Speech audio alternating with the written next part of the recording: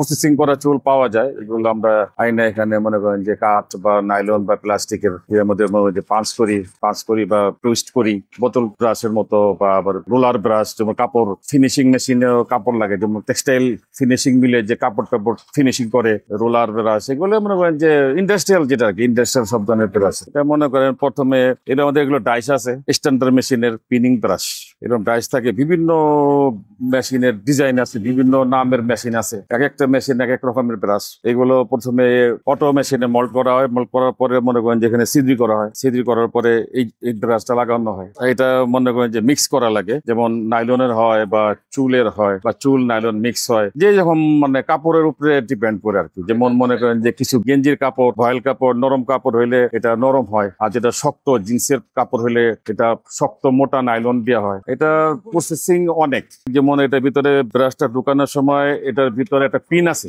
এই পিনটা কাটিং করতে হয় প্রথমে, একজনে মাঝে মধ্যে কাটিং করে। এই পিনটা কাটিং করার পরে চুলের মধ্যে পিনটা বাঁধে, যেমন আপনি দেখছেন এখানে বাঁধতেছে, এটা বাঁধা, এটা এখানে 5 ফুট ঢুকানো যাচ্ছে, ঢুকানোর পরে পুরোটা কমপ্লিট করার পরে আবার কাটিং হইতেছে। এটা পরিষ্কার না, এটা যেমন ওই যে দেখবেন যে কাপড়ের থান কাপড় বা রোল কাপড়ের মধ্যে দেখবেন দুদিকে মানে ছিদ্রি দেখা যায়, চিকুন ছিদ্রি দেখা যায়, এই ছিদ্রি দেখা যায়, ওখানে এক পিন আছে, পিনের কাটার মতো। এই কাপড়টা যখন ফিনিশিং হয়ে যেতে থাকে তখন এই ব্রাশটা ওই পিনের মধ্যে কাপড়টারে দাবাইয়া দেয়। এই ব্রাশের কাজ হলো পিনের মধ্যে কাপড়টা ধরা দেওয়ার পরে কাপড়টা আটকে যায়, তখন কাপড়টা রানিং এ চলতে থাকে, তখন এই ব্রাশের কাজ হলো ঘুরতেছে আর কাপড়টা আটকেতেছে, কাপড়টা দুইটা পাইকারি না। এটা মনে করেন যে মিল ফ্যাক্টরিতে যেমন লাগে 10টা 20টা 50টা 100টা যাদের যেরকম লাগে, ওরা আইসা রেডিমেড পাইলে পায়, না পাইলে ভালো কোয়ালিটি চাইলে আমাদের কাছে অর্ডার করে, আমরা অর্ডার কোয়ালিটির মতো বানাই দিয়ে। এটা হলো মনে করেন যে সুতা আছে না, এটা যখন ওই যে সুতা বানায় না, কাপড় হওয়ার আগে একটা রোলের মধ্যে অনেক হাজার সুতা থাকে পেছানো, ওই সুতাটারে এটার উপর দিয়া মানে ভাঁজ করে,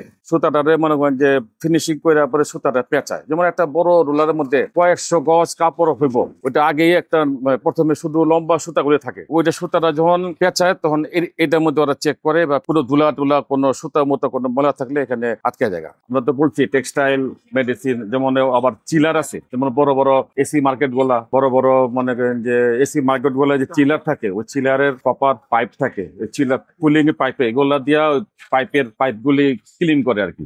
বর্তমানে এখন যে ব্লক ইটের মেশিন, ইট বানায়, তো এই ব্রাশ গুলো লাগে, এটা দিয়ে মনে করেন ইটের ব্লকের মধ্যে ওরা ইয়াগুলো যখন মানে মাটিটা যখন সেটিং করে, তখন এটা দিয়ে মনে করেন যে ঘষা দেয়, মেশিনে এইভাবে লাগানো থাকে অটোমেটিক মেশিনে। এটা স্টিল ওয়্যার, আবার একটা হয় স্টিল ওয়্যার বা নাইলন মিক্স হয়, এটা স্টিল ওয়্যার। আমাদের এখানে হলো ব্রাশ, সব ধরনের ইন্ডাস্ট্রিয়াল ব্রাশ আর কি।